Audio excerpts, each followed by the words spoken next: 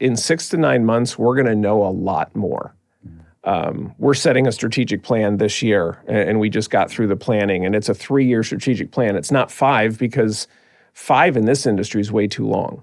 A lot of what we're going to do over the next 3 years depends on what's going to happen in the next 6 to 9 months. But my advice would be look at shared services, one. What are you doing yourself that could be shared between you and other organizations, or that other organizations you can pay to do that would cost you less? 2, don't go wide. Don't go wide and deep. Okay. Go narrow and deep. Don't go wide and shallow. Go narrow and deep. Figure out what you're best at. When I do our strategic planning, we always hire someone because I don't want to be the one that moderates it. Gotcha. I bring my leadership team together and the board, and we have someone else do it. What are you best at? What do you enjoy? What can break even? If it fits into 2 of those 3 categories, okay, it's eligible. If it's all 3, that's where you go. If it's only 1, this is not the time to take chances. Hey everybody, this is Tony. And this is Paul, and we're coming at you from the Friends for Life podcast, where we discuss the ongoing lives and issues of people with developmental disabilities to spark positive change in the field. And we have a lot of fun doing it. All right, everybody, welcome back to the Friends for Life podcast. This is the first time we've been in the studio for a while. We've been on the road, we've been doing a lot of virtual stuff, and we're welcoming back Mr. Jason Abodeely. How are you doing today? I'm doing well. Thanks for having me back. I just checked our YouTube channel. It has been over a year since the last time we talked in this podcast studio. Yes. So we were talking about it earlier. I was like, how long was that? That was like right when the big C went down, and we were struggling and everybody's freaking out. Yeah, So a lot. Speaking of that scenario, how have things been post the apocalypse as things have sort of leveled out and society has mildly returned back to normal? How have things been on your end over at Sunshine? We weathered the storm pretty well, honestly. Proud of the team, hunkered down, and for the most part, I'm really proud of how, honestly, the entire industry, Northwest Ohio, did really well. I don't know any of our peers who failed the test, if you will. Yeah. I mean, they talk about you got a plan and then God laughs at you. Well, that's what happened. And we all figured it out, though. I think the best of intentions were laid bare, and we did well. Yeah. And because we are all go-getters here, we see problems, we hit them head on, like you said. What was the realization afterwards? Like, I know you are like very involved and trying to make your voice heard and make others' voice heard. Like, what did you say? You know what? This has to change, and this is what I'm going to start doing. Well, I think when you look back, everything's clear, right? Looking back after the fact. A situation like that either reveals who you are or exposes who you are. And I think at Sunshine, it revealed who a lot of our leaders were. There were people who were really good at their job who absolutely exploded into rock stars when we had a crisis. There were a core group of people who I think were 24/7, and it seemed like 24/7 for over a year. I mean, that's all you could do, and you had to throw yourself in. Right. I don't think you can do any of this work irrespective of a pandemic without really being in, but in a situation like that, you got to be all in. And so when looking back, I think I have a greater appreciation for the people I already loved and cared for. But then you start to think, okay, what does the system need? Because there are a lot of influences that we don't control. Correct. Inflation, economic factors, employment pool, people retiring early. I think the pandemic put into perspective life for a lot of people, and it changed everything around us. So now we have to adjust. Right. And so that's where I've spent a lot of the time over the last, I'd say, 12 to 18 months is how to impact change on a larger level, not just for Sunshine, but for Northwest Ohio and really just the state in general. All right. Do you think the state understands, or do they get the value behind what DSPs are now? I think that I seen some superficial things being said, but do you think like it's a true understanding? Like, man, these are families and of people who are, like you said, working 24/7 and giving up so much of their personal time.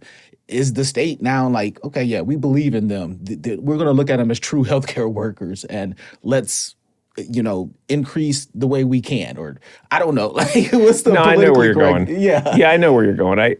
I think you have to first define who the state is. I mean, when you look at the state, is it your legislators? Is it the governor? Is it the board of DD in any specific county? Is it the state DD industry? I think first you have to define who you're talking about. The general answer is yes.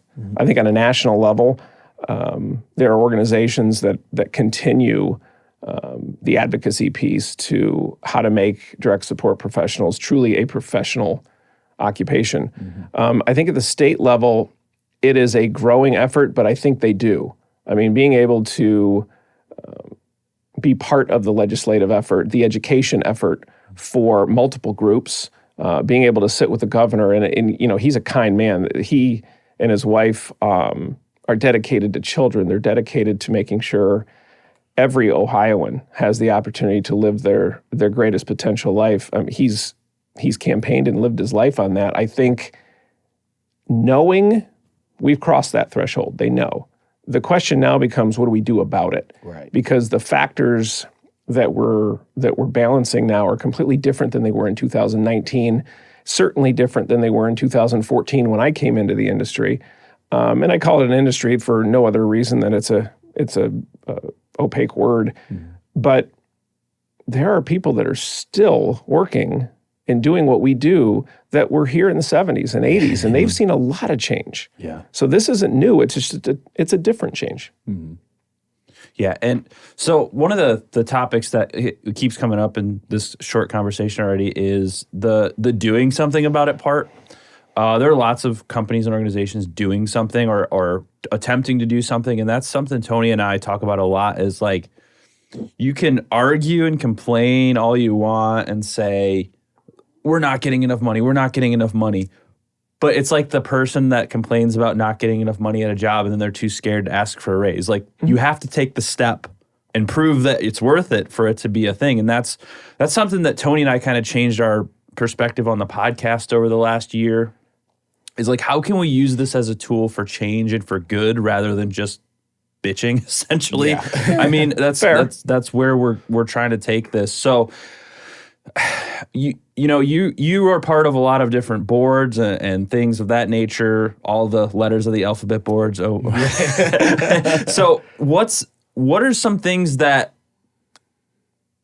getting involved with that world helps with, like being on these boards? What if people want to get involved more and advocate more on a level that matters, aka a government level? Sure. How do these organizations move that forward?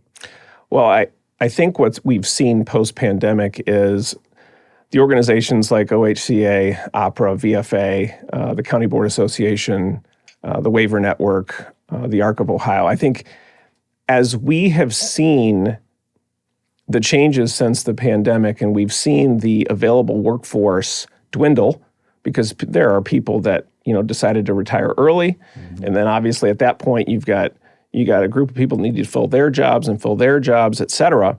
The lower income wage gap, there's not a big available pool of workforce. And those that are there and willing to work, they're not going to be working for $13, $14 an hour anymore. We know that the population growth has slowed. Generationally, we're going to have less and less people in the workforce, so we need to make a change. I think the associations coming together has made the biggest difference. Since I've been working in the DD industry, I've never seen in the 10 years or so, 9 years or so, I've never seen all the associations kind of band together and have a common message. And it's not that there were competing or opposing messages before, but they weren't really working together with one unified message. And I think the department now sees that. We're not advocating for more money here or less money here. It's the people with disabilities and their families and their support systems are suffering.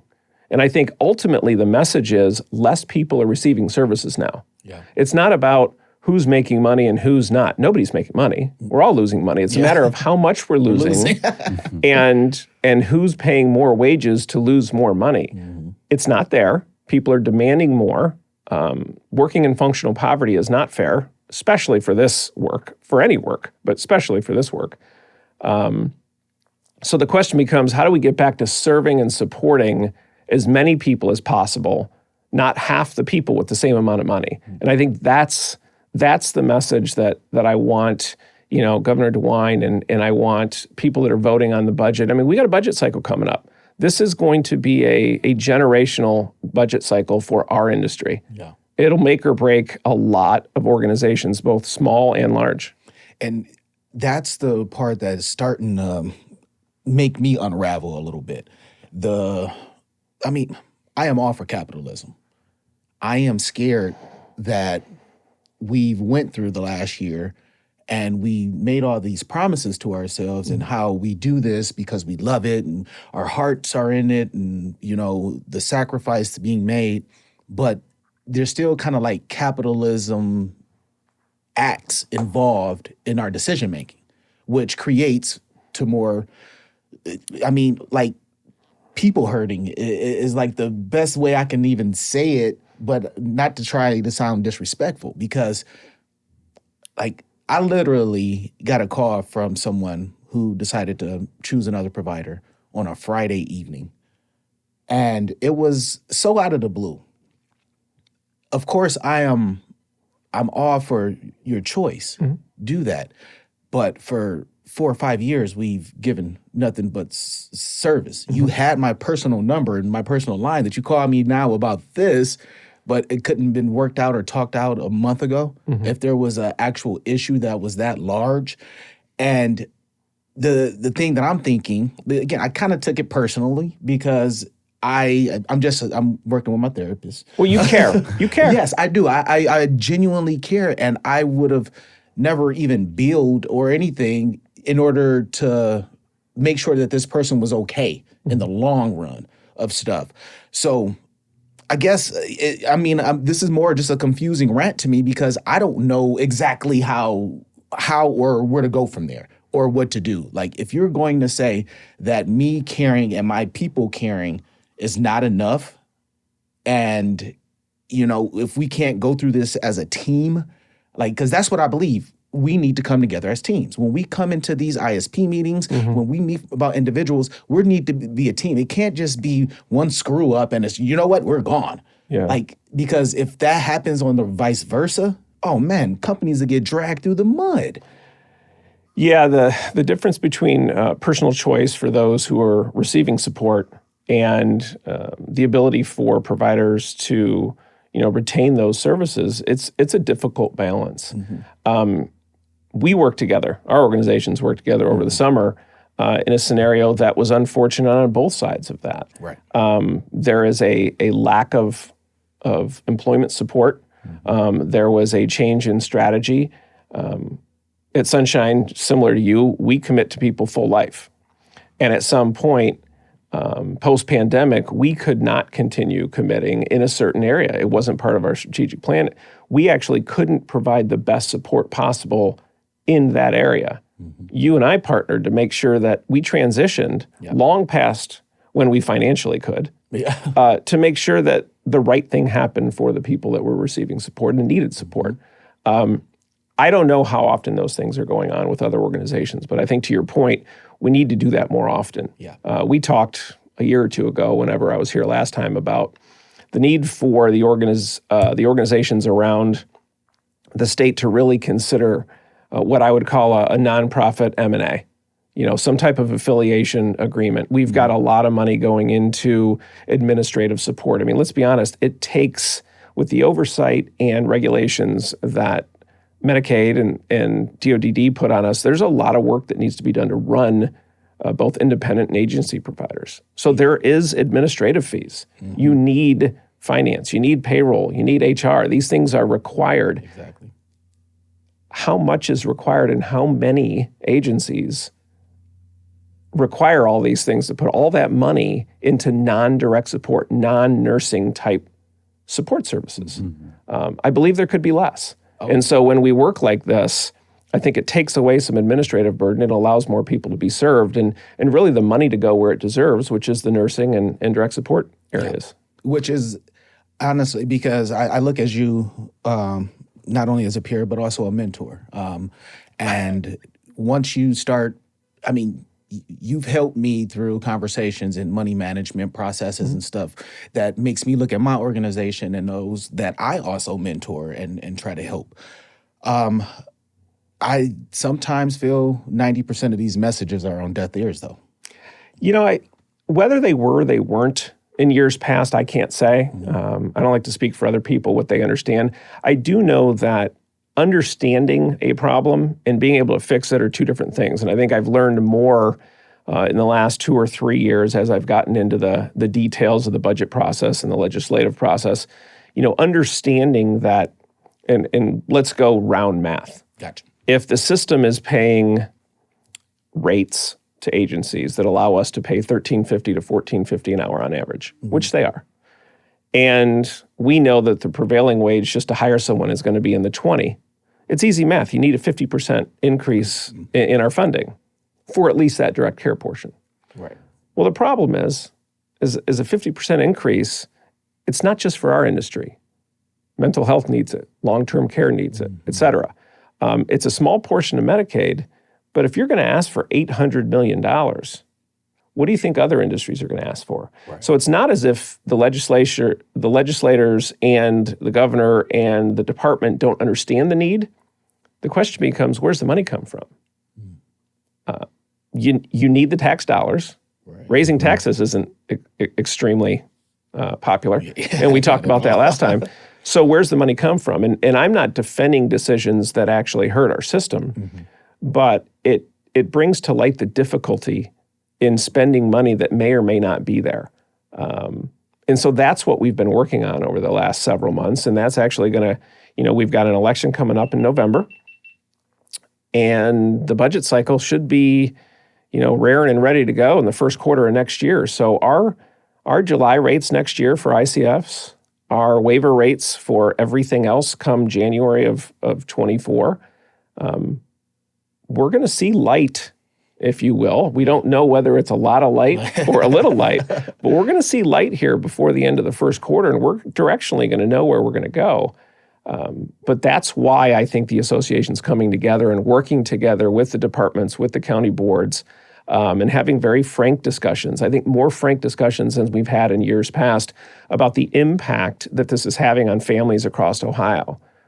There are parents that can no longer work because they're at home with their children. That takes people out of the workforce. That's not a good sign. There are individuals who can't receive services, who are either going to developmental centers or are in hospitals that have high medical needs. Well, I can promise you it's 15 to 20 times the money per day in a hospital than it is in an ICF for those with high medical needs.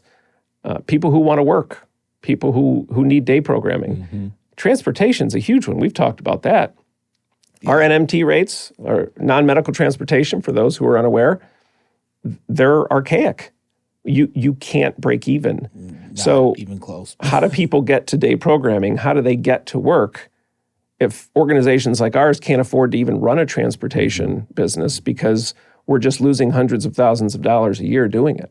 True. These are things that need to be fixed, but the deeper I get involved, the more I realize the purse strings are tight. Yeah. Yeah, and that's one thing is like you have to. A lot of people don't want to face the reality of a thing. Like it's much more comfortable to like only see your side, and it's much less comfortable to look at the real facts, the reality. Like again, where is the money coming from? Yes. Outright, we need more money for everybody here to take. Like, there's no question there. But then when it comes to the hard part of, well, how are we going to figure out how to get more money in? Then people go, like, well, now that it's hard, you want to stop.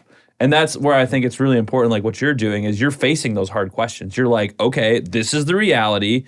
And it's not an overnight fix. How do we think about this? And what are some solutions? Maybe they'll work, maybe they won't. But it's such a slippery thing because it's not like if we just yell at the senator and the governor enough, things will change. Like they have to find the money somewhere. The state only has so much money, and like you said, every industry wants more money. It's not just us. It's everyone. Everybody wants more money. It's going to be that way forever. Always going. But the thing that kind of separates, I think, this from other industries is that you're literally making sure people don't die. Like that is a huge, huge thing and responsibility for organizations like you guys have is like, yes, I understand the average worker working at Amazon might need more money. Everybody needs more money. But these people, like you're dealing with human lives. You're not dealing with toys and shit. Like that's the hard part is where does like empathy come in? I know the government doesn't deal in empathy. They deal in dollars and getting campaigning and voting and stuff like that. And we all know that that's not a thing. So it's our problem to figure out how to convince these people that this is, say, more important than something else. And everyone's making the we're more important argument. So I think that's where it's important where the boards and stuff come together, which is like what other industry has other businesses coming together to make big change decisions? I mean, there's obviously lobbying and stuff, but that's usually for like oil industry lobbying or whatever. I got a good example of that. EERNs and stuff were actually first created from like plants and stuff. And so plants and businesses that were around who had the same people affected.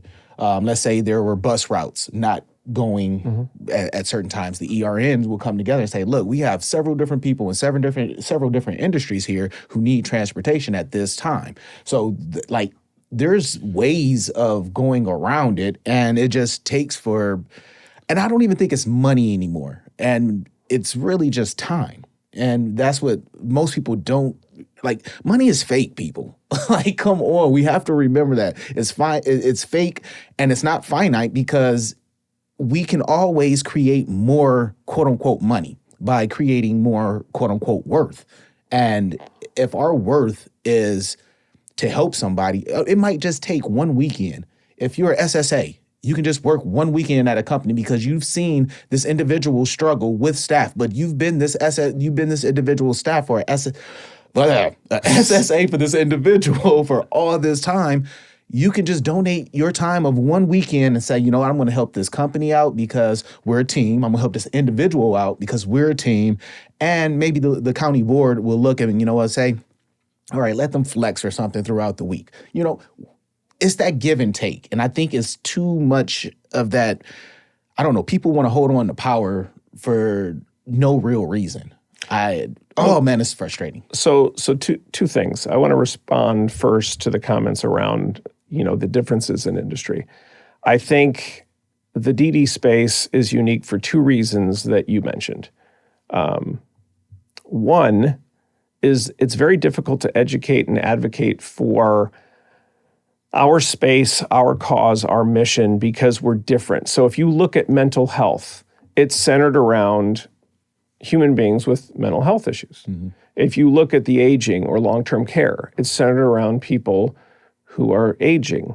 They're older. They have all similar characteristics. Our cause is different. So we've got infants on ventilators. We've got pediatrics who are still learning. You got kids in school. You got young adults. You got people in the workforce. You've got aging. Mm-hmm. Right? You got people in hospice, but you also, across an age spectrum, have people that have high behaviors, violent behaviors at times, high medical with no behaviors. You have people who intellectually are smarter than all three of us put together, but their bodies are not cooperating. Right. And then you've got the opposite. You've got spry, young, strong people who cognitively are slower. there is no one way to describe what someone with a developmental disability is. And I think that has been a difficult message to educate legislators and others about. I think the other piece is we're the only industry that I know of, and I could be wrong, that has no other funding method. We don't have any control over revenue. And I don't mean there's a 1%. We have 0% control. We don't get any Medicare. There's no private pay. So effectively, as inflation hits, as wages raise, our rates are what they are. We're paid what we're paid. And so if we had a balanced budget in year 0, 4, 5, 6 years down the line, if we're getting no increases in rates or 2% increases in rates, but you're compounding 8, 9, 10, 11% inflation, well, now you're losing $3 million a year. How long can that go until our rates increase with at least inflation? And now we're a generation behind. And so I think those two factors separate us. And honestly, I do feel like as budgets are created, we will get carved out. I'm not a big fan of hope. I like strategy. I do pray, but I'm not a big fan of hope. And the strategy, I think, is going to play out. I think the powers that be will recognize that we're unique, that we need something else, and that they're spending the same amount of money that they used to support half the people. And the other half the people are costing them money somewhere else, or are putting undue burden and pressure on their families, on their guardians, on their parents. People are out of work because of it, and there is a genuine hurt in society. We benefit when people with disabilities are supported because they're in the community. They become part of our lives. They're working, et cetera. This is a slippery slope, and I do believe that the next probably 6 to 9 months will paint a picture of hope or what next for the future. Speaking of the next 6 to 9 months, you and I had lunch a while, and you were explaining, I think, something that's going to be out there for DSPs, and this increase, momentarily through companies. That I think you explained it the best. So I would love for you to tell our listeners and viewers about the conversation that we have for the rate increases for DSPs. So I believe you're talking about the county board initiative for the 6.5%. Correct. Yeah. So the County Board Association got all of our 88 county boards together, and they have agreed to put forth a proposal to the state, still needs to be approved, to use county board funds to effectively form a retention bonus program. Okay? So the simplest way to explain it is any organization, independent or agency, that provides waiver services, specifically around residential, day programming, et cetera, will receive 6.5% on top of that the quarter after they bill. So simply stated, we're in the fourth quarter now, right? Just started. So at the end of this quarter, 6.5% of all waiver billing that was received will be sent to that provider with the intent for it to go to the DSPs that worked those hours that were billed. The money has to go to the workers. It's not going to CEOs. It's not going to CFOs. It's not going to a director in some part of the organization. It has to go there. And we put together a mechanism whereby that accountability is there. So the money comes in. They know how much we billed. They know how much they've given us. The quarter after, we have to tell them where the money went. And so unless you want to commit Medicaid fraud, this money's going where it should go. And it's going to the direct support professionals. I keep hitting the mic here. And I think it's brilliant. It's a retention bonus. People have to stay to get it. They work the hours. So you're putting the carrot out there. They deserve it in the first place. So just stay and get it. And by the time they get it, they've worked the next quarter. So great. Stay and get it. And I think it'll increase retention. I think it will show an appreciation for the work that they've done. And right now it's in the legislative process. We're going through, there's a lot of steps. things that seem easy aren't easy, Yeah, right. and we've got to be patient.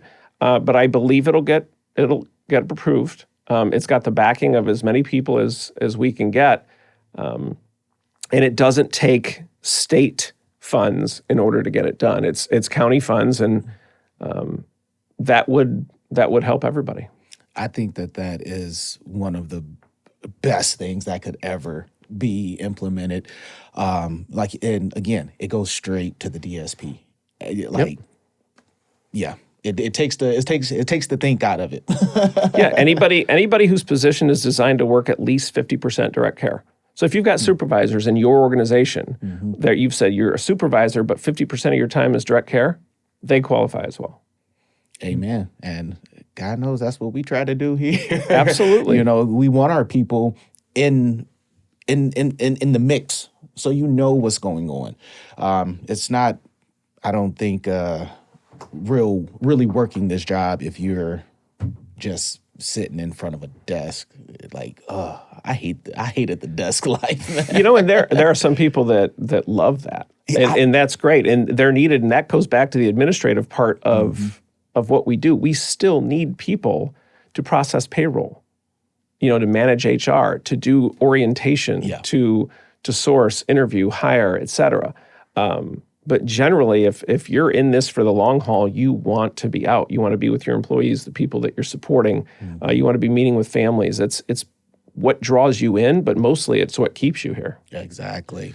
Yeah. And well, one of the things, Tony and I often discuss how we can use this technology to save money, essentially, in the long term. And something that we've been doing, and we were just at a meeting at Goodwill to talk to people about kind of like how we use this technology to kind of make things easier for us, is like there's within our organization, you get a lot of people asking very similar questions.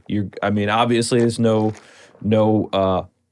denying, like, people come and go through this workforce very rapidly. Oh, yeah. And then we have, managers and supervisors who've been here a while, and they get someone new and they're asking the same questions. How do I do this paperwork? How do I do this? So we actually started making videos that we just give to staff on YouTube as like a private playlist that they can access. So they're not wasting the manager's time having to train them in person over and over on the phone for 45 minutes. They can send them a video. Here's this video. Watch it. If you have any questions, then you can ask me. But I feel like that's going to save. And we're still relatively new at this. We don't have any like data to back it up yet. But we're making these training videos, and in theory, it should save managers a lot of time on the mundane stuff. Like, obviously, we can't do that for things that involve like medical stuff or really detailed questions. Sure. But for a lot of paperwork and stuff, I think that is the direction we're headed. And we've already done a few trainings and hoping they're getting less questions asked. And it's, we're trying to convince more organizations to do stuff like that, because you're just it costs a little bit of money to make it with the camera equipment, this and that. But when it's done, you don't have 50 people asking one manager. That's if 50 people call a manager asking the same question for 15 minutes, how much time is that wasted on their end?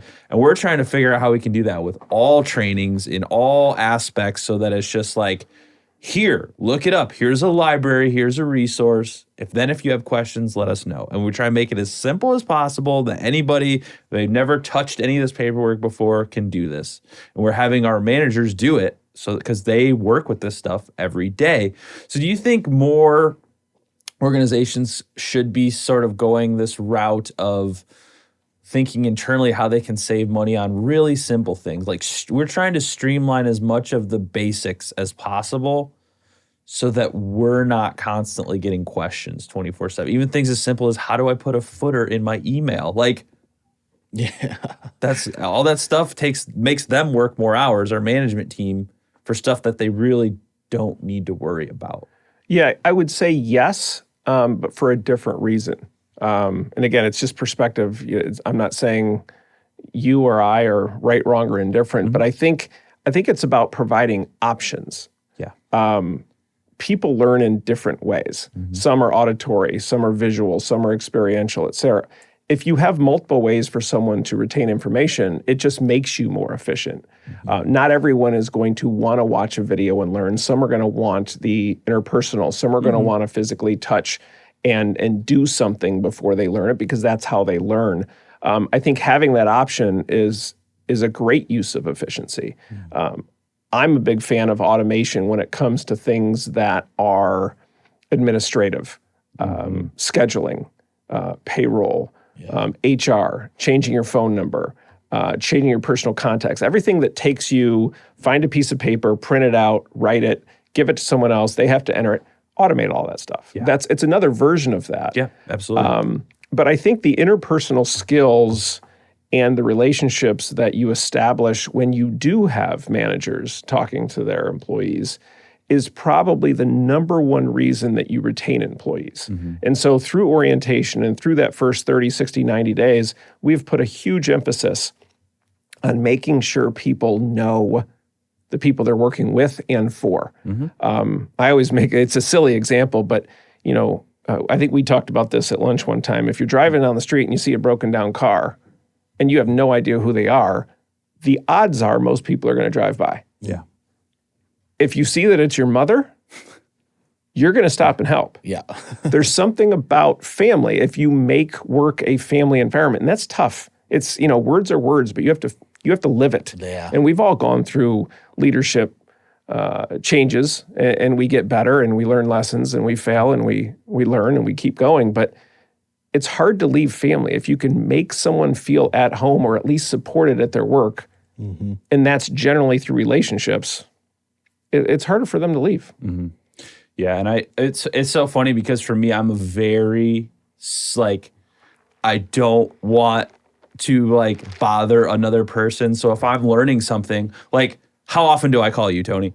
Not enough. That's why we suck at what we do. He never calls for guidance. But I usually, I'm the kind of person that I'm I want to figure this out and just keep plowing through. I don't want to, how many calls do you get a day of something where you could have easily figured this out yourself? So it's I'm the kind of person I'm going to learn it myself. So that's kind of where that thought process comes from. When I'm learning, we have problems with technology that we use all the freaking time. It's 24/7. My first thing is all right, there's got to be a YouTube video on this. There's got to be a tutorial somewhere.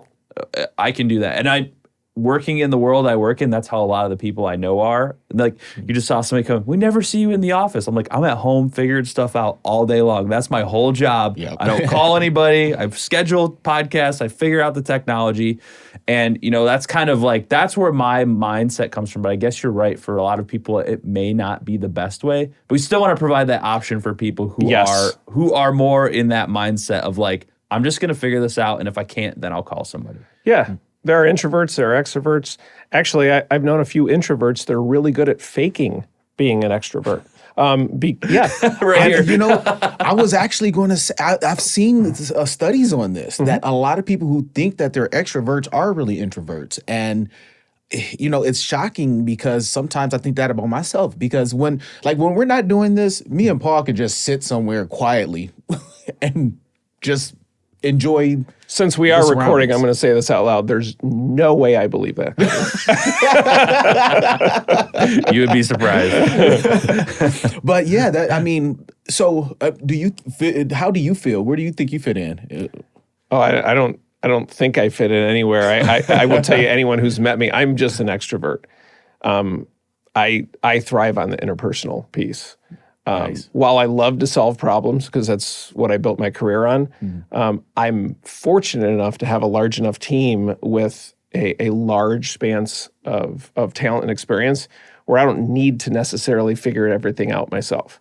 So when there's something to be figured out, I go seek information. Now, that's a luxury because of the organization size that I work in and the people that we've built our leadership team around. So I have the access to someone who is an attorney, who's got real estate experience, financial experience, who's been, a Q for X amount of years. So if I need to understand anything about compliance, it's that I don't want to be a master of all. Yeah. I want to have the masters of all around me so that we can quickly make an efficient decision and everyone gets to give that input. I just have to know where the input's coming from. You know what? And that was actually I think that'll probably be how you would answer the question next that I was going to ask is any suggestions for smaller agencies or, the agencies who just started in the last couple of years who they thought that they had everything figured out, and that switch happened and now they're working off, like you said, negative models because they just don't have the money. And even these newer places have to hire in people even higher just to retain them because they don't have, let's say, health insurance or the longevity behind their name. So any suggestions that you would give to, an up-and-coming agency? I don't know that it would be any different than an actual larger agency, whether it be independent or an agency provider. I think right now it is slow and steady. I think, as I said, in 6 to 9 months, we're going to know a lot more. We're setting a strategic plan this year, and we just got through the planning, and it's a 3-year strategic plan. It's not 5 because 5 in this industry is way too long. A lot of what we're going to do over the next 3 years depends on what's going to happen in the next 6 to 9 months. But my advice would be look at shared services, one. What are you doing yourself that could be shared between you and other organizations or that other organizations you can pay to do that would cost you less? 2, don't go wide. Don't go wide and deep. Okay. Go narrow and deep. Don't go wide and shallow. Go narrow and deep. Figure out what you're best at. When I do our strategic planning, we always hire someone because I don't want to be the one that moderates it. Gotcha. I bring my leadership team together and the board, and we have someone else do it. What are you best at? What do you enjoy? What can break even? If it fits into 2 of those 3 categories, okay, it's eligible. If it's all 3, that's where you go. If it's only 1, this is not the time to take chances. It's a tentative time in our industry. So if you really love something, but you might not be best at it, and you lose a lot of money, wait. It's just don't dive into something that's going to hurt the actual things that you can make a difference in. Let's say you're pretty good at something, but it loses money, but you really like doing it and it's cool.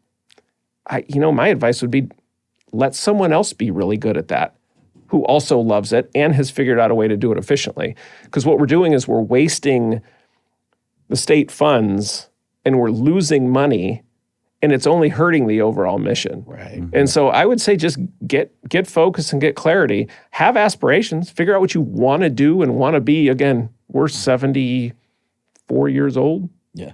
We're still growing up again. We'll go. We'll change again. But we got to wait until this next budget. We get a 2% increase.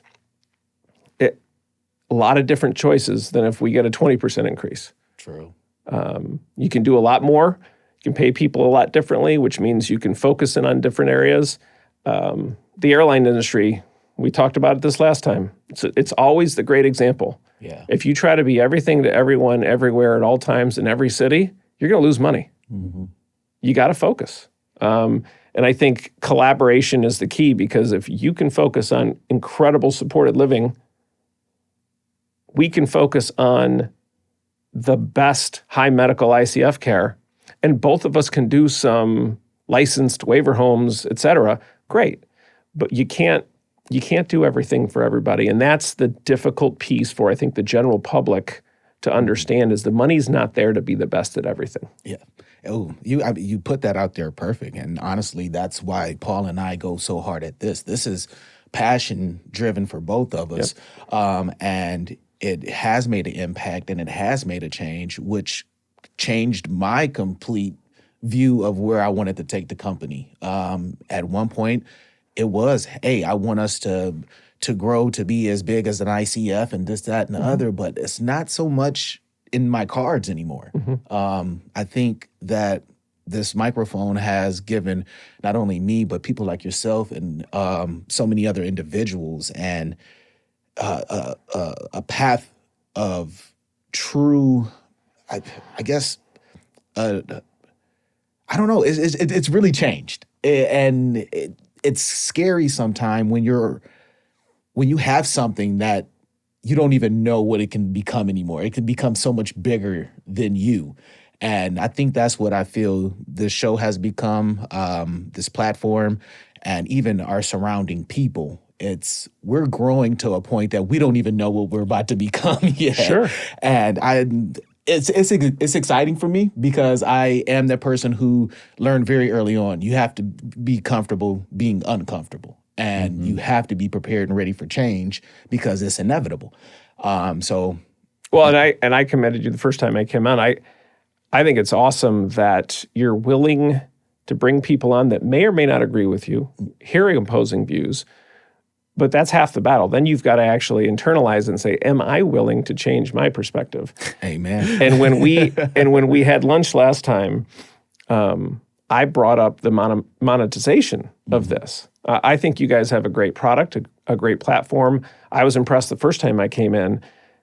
There are enough people who have an interest in what we do and what our missions are that want to hear from us. They want to understand what's going on. They want to hear the good, the bad, the ugly. They want to understand the incredible success stories. And Sunshine, we've got a ton. Yeah, you do. They also want to hear, how did you fail? And I don't mean fail like you made a mistake, but we were unable to serve so-and-so because we didn't have the resources. And the impact of not being able to do what we want to do caused this. And if you can bring on parents and advocates, if you can bring on individuals who need services in their families and can't find them, I think that you can figure out a way for this platform to help your mission. And I think that's the next step that you and I talked about. I'd love to see happen. Heck yeah. Yeah, well, it is really interesting because the show has changed a lot for us. I mean, when we started, we were just kind of BSing in here and having fun, and then we kind of get. Oh wait, is this meaningful today? Oh yeah. Sorry, Okay. just to let tomorrow maybe not so much, but I mean that really became apparent after just a few episodes of having conversations with people. Like this is more than just like having like goofy conversation. Like this is. People's lives are really affected very deeply by disability, whether that's like the politically correct way to say whatever. Like every parent we've had come in here has been like, my life changed forever for the better. I mean, how many parents with, I'm very bad with terminology, like with children without disabilities, just normal, healthy children, no medical issues, no whatever. Sure. They grow up, everything's normal. You get like the stereotypical angry dad, blah, blah, blah. And then you have people come in here, hard jobs, like really difficult, terrible jobs. And then they have a kid with a disability and they're like, I'm so much more tolerant of other people now because your perspective changed on things. And like those stories to me, as someone who's never worked in this field before, are like, whoa, I might have to change the way I look at the world because, I just grew up in a normal middle-class American family. I didn't think about disabilities ever. And to us, it's really important to get these stories out there. I mean, obviously people that aren't affected by disabilities or have family members probably aren't listening to this show. But the people that are and work in this field, it's really important to hear, like, it's not okay all the time. We're all having a hard time. Even the people that look like they're doing the best in the world, it's still a rough go. I think you'd be surprised. I think the way in which your guests come on, I know when I saw our first session, I put it out on every social media platform that I have. And I have a varied background. I was not in this industry for 20-some years. So I had a lot of people that do not have DD in their daily lives that saw this.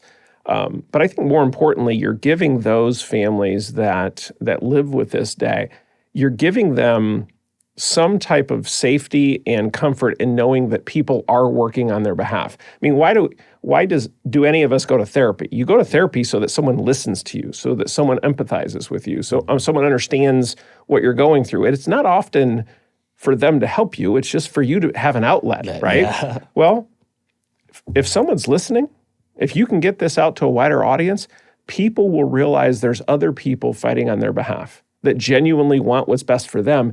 Even if they're not getting it, it will give them a glimmer of hope. And I think that's what this forum probably does more than you realize. And you might appreciate this. I think it's so funny that in like you talk about having great management team, great people around you all the time, and you know we all want that. That's the goal for everything. And I came into this, I mean, not green, but like not like I wasn't a professional video and audio person. You know, like I had to come over learn a lot. But I have friends. We're trying to expand. We're literally trying to hire someone to help with this. Yeah. Because we're trying to do what you said, expand, get bigger, get better, reach a broader audience. And Tony and I are two people. That's all this show has ever been run by, is just us two. And I like the video and audio world is very artsy people. And they're like, oh, my passion and my, like for me, it's so funny. I'm like, I'm trying to hire you right now and make money with a camera. And they're like, it's just not the right fit for me. Like, do you want to work in a video field or not? Are you like, these are the people to me that are at home like, I don't know if I'm going to make rent this month. And blah, blah, blah. Like we finally found someone, but it's just like the stigma of disabilities is so deep that people don't even want to get paid sometimes to work in this field. It's like, even the political part of it, people get scared because, oh, that's too political. I think it's because they don't know. I go back to awareness. I mean, this awareness campaign that all the associations are on, that you guys are fighting for, I think it's the unknown that scares people. They just don't know. I don't know that they're anti-people with DD. I don't think that they're scared per se of the reality. I think they're scared of the unknown. And I think the more we educate and the more we make people aware of what we do and who we do it for, and that their neighbors are people with disabilities and they're living amongst and with, and when they go into a coffee shop, they might be served by someone and they may not even realize it. There's a home 3 doors down with people that have DD that are being served by, you know, an independent or an agency provider. They may not be aware of it. Yep. That type of education, I think, is the most important thing, because then I think you'll have less people in those situations that go, ooh, I'm not sure. Yeah. You know what? We've been talking pretty deep. So let's. Oh boy, here come the questions. You know what? I'm not even going to do rapid fire yet. No? Yeah, no. All right. I want to talk more about the coming next years. Sunshine has always seemed to be very great in the public light. You guys do a lot of outreach programs. You have tons of different activities and stuff for your individuals. And along back to some of our conversations, you know, we want to collaborate and do some of these things together and use this platform and get other agencies and company involvement to go. So what is it annually that's going to be coming up next year that we're going to be doing together and that you're excited for to see? I mean, just for your individuals and for the company in general. Well, you know, there's 2 or 3 things that come to mind. One is we started a summer concert series this past summer. Yeah. And we had 3. And we kicked it off with 3. We didn't know how it would go, but we built this incredible stage. It's hooked into the brand new boardwalk. We've got lawn seating. We've got handicap accessible blacktop. It's an absolutely beautiful backdrop. The concerts were great. Community members, people that have nothing to do with the DD industry came in, brought their families. The Skittlebots were there. We had 3 different artists there. That, I think, next year will be a bigger thing. We will plan that. I think we will have more involvement. I would love for you guys to do a live event. I think it would be really cool off to the side because, you know, we've got food trucks and we've got concerts. For you guys to be there and do an on-site podcast or some type of live event during these concerts and be able to interview, have people from the county board there, have a House or a Senate member there, have other organizations get interviewed, family members that have had experiences beyond your show. I think that would be really cool. That would be cool. Yeah, I like that. Yeah, like since the invitation is there, it's too late to take it back. It's on wax. It's on wax. Yeah, and again, if we can get artists there that people are interested in, I think it would be incredible. Paul, Paul does music. Nope. Okay, all right, we'll cross him off the list. You know, our Sunshine Walk is an annual event that we could do something around as well. How far is the walk? Well, we've actually moved the walk to the campus. So we have it's it's a large campus, but we got multiple stations and themes on the walk. Heck, you guys come and do something, I'll reinstitute the dunk tank. I'll get in the dunk tank for everybody. Yeah, dunk tank. But we're going to bring back our annual employee extravaganza as well, which we did every year prior. It was a big hit, and I think people want to bring that back as well. COVID kind of put a damper on that, and large congregations were a bit frowned upon for a few years. Just some. But those are things that off the top of my head, I think we can collaborate on. I love it. that'd be I awesome. love it. Well, I never like getting too far gone with smart people and without asking something like this. Childish. Was he talking about me or the question? Both of We'll us. find out. know. But all right, if you had to choose a new career, if this was just like I'm done. I got a decade in and I'm tired. Yeah. What would you do? I'd probably do something pediatric related. Okay. I've lived the for-profit life. I was in the technology world for a lot of years. I've been extremely fortunate to travel the world, dozens of countries. I've seen that aspect of it. I've raised 2 children to adulthood. I've got 5 left. We're getting there. Almost. But I don't think that I'm at the stage of my life where if this were to end for whatever given reason, I could go back to that life of travel and chaos like that. I think my passion for children, and I don't say children because they're less fortunate, but they need assistance. I have fallen in love with this cause, this mission, because you're actually making a difference in people's lives. And I think with children, you can always make a difference in their lives. So whether that be a cause similar in healthcare, pediatric hospital, what have you, I think that general theme is probably going to stick with me through the end of my career because, at 50, I'd love to think I could retire sometime soon, but I've got a lot more years left. Amen to that. So with that being said, now it's time for rapid fire. It's a little warm up. Yeah. Okay. Wanted to get his mind off of it. Yeah. Well, as you know, rapid fire is when I ask 3 what would you questions. Yes. And we'll see what those answers are and how quick they are. All right. Boy. Would you rather be able to speak to a dolphin or read babies' minds? Speak to a dolphin. Okay, see, but he just said all of that stuff about pediatrics. I don't think you'd want to know what they said. It'd be bad. I always think of Kevin Hart when he talked about his daughter. Blah, blah, blah, blah, blah, blah, blah, blah. And he said it wasn't the fact that he was yelling. He knew what she was saying even as a baby. Yeah. So that's a funny clip. I'm a big Kevin Hart fan. Yeah, same here. Would you rather drink a glass of fat or snort a tablespoon of table salt? Oh, salt. Salt all the way? Yeah. I just take it because I can sneeze it out afterwards. That works. Yeah, drinking a glass of fat. You mean milk? Yeah. That's I guess what milk heavy is. No to cheese, maybe? Yeah. I do the cheese. Okay, last one. Would you rather to be able to disappear or erase people's minds? Disappear. Disappear. I would choose that too. Yeah. I don't want to. You messing with somebody's brain is. Yeah. You're never going to get some information. No, I don't want to. I don't want to impact other people. There you go. You just get into a really boring meeting and there's like, where did he go? Like, who? Yeah, I just a Harry Potter, the cloak. Yeah. Just put it over. Oh man. If I could stay there and disappear, I'd pick that option. There you go. Yeah, There you I love go. it. I love it. All right. Well, thanks for coming back in.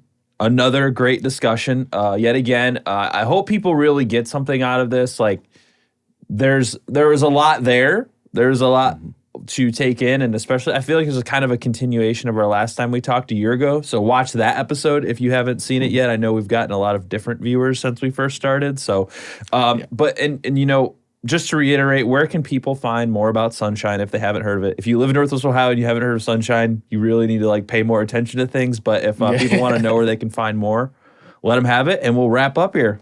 Yeah, our website, sunshine.org. You can reach us on Facebook as well. Our social media presence has grown. We've got an incredible new communications manager in Lana Schmucker. And reach out to us, and you can reach out to me directly as well through any contact we have on the site.